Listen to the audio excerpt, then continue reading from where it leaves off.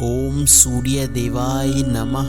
रविवार व्रत की पौराणिक कथा के अनुसार प्राचीन काल में एक बुढ़िया रहती थी। वह नियमित रूप से रविवार का व्रत किया करती थी। रविवार के दिन सूर्योदय से पहले उठकर बुढ़िया स्नान के बाद आंगन को गोबर से लीपती, स्वच्छ करती। इसके बाद सूर्य भगवान की पूजा किया करती थी। इसके बाद रविवार व्रत कथा सुनकर सूर्य भगवान को भोग लगाकर दिन में एक समय भोजन करती। सूर्य भगवान की अनुकंपा से बुढ़िया को किसी प्रकार की चिंता कष्ट नहीं था। धीरे धीरे उसका घर धन धान्य से भर गया। उस बुढ़िया को सुख होते देख उसकी पड़ोसन उससे जलने लगी। बुढ़िया ने कोई गाय नहीं पाल रखी थी, अतः वह पड़ोसन के आंगन में भरी गाय का गोबर लाने जाती थी।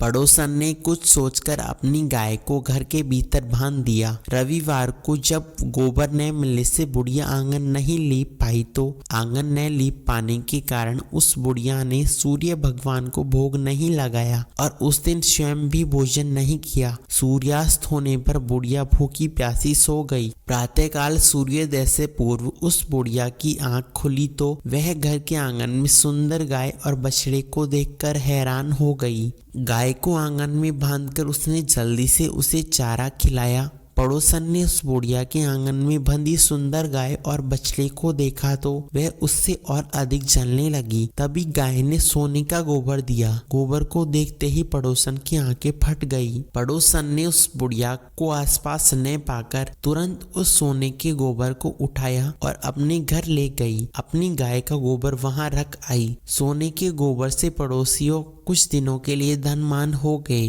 गाय प्रतिदिन सूर्योदय से पूर्व सोने का गोबर किया करती थी और बुढ़िया के उठने के पहले पड़ोसन उस गोबर को बदल दिया करती थी। बहुत दिनों तक बुढ़िया को सोने के गोबर के बारे में कुछ पता नहीं चला। बुढ़िया पहले भी इस तरह रविवार को भगवान सूर्य का व्रत करती थी और कथा सुनती थी, लेकिन सूर्य भगवान को जब पड़ोसन की चालाकी का पता चला तो उन्होंने तेज आंधी चलाई। आंधी का प्रकोप देखकर बुढ़िया ने गाय को घर के भीतर बांध दिया। सुबह उठकर बुढ़िया ने सोने का गोबर देखा तो उसकी आश्चर्य के मारे आंखें फट गई। उस दिन के बाद बुढ़िया गाय को घर के भीतर बांधने लगी। सोने के गोबर से बुढ़िया कुछ ही दिनों में बहुत धनवान बन चुकी थी। उस बुढ़िया के धनी होने से पड़ोसन बुरी तरह जल भूनकर राख हो गए। उसने अपने पति को समझा बूझा कर उसे नगर के राजा के पास भेज दिया। सुंदर गाय को देखकर राजा बहुत प्रसन्न हुआ।